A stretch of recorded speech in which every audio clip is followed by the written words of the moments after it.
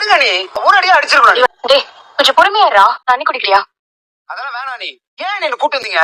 அடிச்சு உங்க வாயை உடைச்சிருக்கணும். அவனுங்க தடிமாடுங்க மாதிரி இருக்கானுங்கடா. நீ அடிச்சா அவனுங்களும் திருப்பி அடிச்சிருப்பானுங்க. பரவாயில்ல நீ. அடி கூட நான் வாங்கிக்கிறேன். உங்களை பத்தி நம்ம வீட பத்தி தப்பா பேசுறானுங்களே, எப்படி சும்மா விட முடியும்? அவனை ஒரு அடியா அடிச்சுதான் என் மனசு ஆறி இருக்கும். நீ பல்லவா, நீ அடிச்சிருந்தா பெரிய சண்டையா இருக்கும்டா. அப்புறம் அங்க இருந்த ஆளுங்க எல்லாம் கூடி இருப்பாங்க. இன்னும் இத பத்தி டீடைல்டா பேசுவாங்க. நமக்கு இதெல்லாம் தேவையா? அதுக்காக அவன் பேசுற அப்படியே விட முடியுமா நீ? அவன் அப்படி எல்லாம் சொல்லிட்டா உண்மையாயிருமா? நீ அதெல்லாம் விட முதல்ல. நான் தான் திரும்ப திட்டேன்ல. நீ அந்த டாபிக்க விட. இல்ல நீ, எனக்கு மனசு ஆறவே மாட்டேங்குது. நான் கண்டிப்பா அந்த அண்ணன்கிட்ட சொல்லுவேன். சோழன் மட்டும் தெரிஞ்சுன்னு வைங்க, அவனுங்களே சாப்பிடவே முடியாத அளவுக்கு அவனுக்கு வாய் அடிச்சு உடைச்சிருவாரு. இப்பலாம் நீ வீட்டுல யாருக்கிட்டயும் சொல்ல வேணாம். என்ன நீங்க அவனுக்கு எப்படி எல்லாம் பேசிருக்கானுங்க? சொல்ல வேணாம்னு சொல்றீங்க?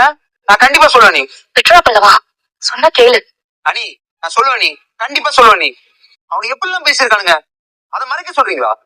நான் சொல்லுவேன். நீ அண்ணன் நீங்க எல்லாத்தையும் சொல்லுவேன். பல்லவா, நடந்ததை எதையுமே நீ வீட்டுல யாருக்கிட்டயும் சொல்ல வேணாம். அனி, இவெல்லாம் இப்படி விடக்கூடாது. நீ தூக்கி போட்டு மிதிக்கணும். அப்பதான் இன்னொரு பொண்ணுகிட்ட இப்படி நடந்துக்க மாட்டானுங்க.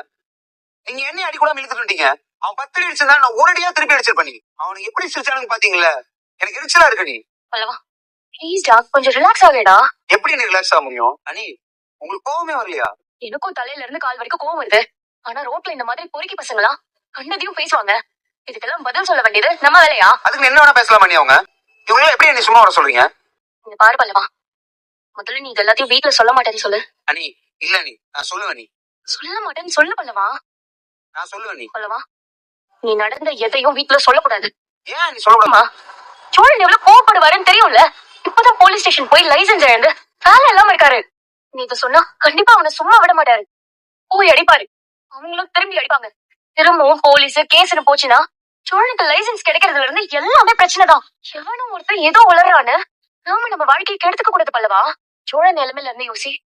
நீ உன் அண்ணன் கிட்ட இத சொன்னா நான் இப்ப சொன்ன எல்லாமே நடக்கும். இந்த நிமிஷம் நம்ம பாதிக்கப்பட்டதை விட இத சொன்னேன்னு வச்சுக்கோ, சோழன் பாதிக்கப்பட போறது அதிகமா இருக்கும். சேரன் பாண்டிய எல்லாருக்குமே இதேதான். எல்லாருமே சண்டை போடுவாங்க. பாண்டியன் எல்லாம் சொல்லவே வேண்டாம், அவருக்கு அவ்வளவு கோவம் வரும். ப்ளீஸ் பல்லவா, இதெல்லாம் வேண்டாண்டா. எவனும் ஒருத்தர் சொன்ன வார்த்தைக்கு பதில் கொடுக்கணும்னு நம்ம வாழ்க்கையே இல்லாம ஆயிடக்கூடாது இல்ல. பேசுறவன் பேசிட்டு போட்டோம். நமக்கு இல்லன்னு நமக்கு தெரியும்ல. உன் அண்ணனுங்க மேல அக்கறை இருந்துச்சுன்னா என்ன சொன்னதை புரிஞ்சுக்க ட்ரை பண்ணு. பேசுறதுக்கெல்லாம் பதில் சொல்றேன்னு நாமளும் சண்டை போட ஆரம்பிச்சா என்னதான் நடக்கும்? யாரெல்லாம் பாதிப்பா? யோசி பல்லவா. ஊருக்காரங்க கூடுவாங்க. எல்லாருக்கும் தேவையில்லாம விஷயம் தெரியும். சண்டை போட்டு போலீஸ் கேஸ் ஆச்சுன்னா அப்புறம் சோழனுக்கு தானே பிரச்சனை. எவனுக்காவது ஏதாவது ஆகி நம்ம வீட்டு ஆளுங்க ஜெயிலுக்கு போற மாதிரி ஆயிடுச்சுன்னா வாழ்க்கையே போயிடும்டா. கோவத்துல எதுவும் பண்ண வேணான்னு சொல்றேன். ப்ளீஸ் புரிஞ்சுக்கோ பல்லவா. என்னடா சொல்ல மாட்டேன்ல, எனக்கு ப்ராமிஸ் பண்ணு. அண்ணி, அதான் இவ்வளவு தூரம் சொல்லிட்டீங்களா? நான் சொல்ல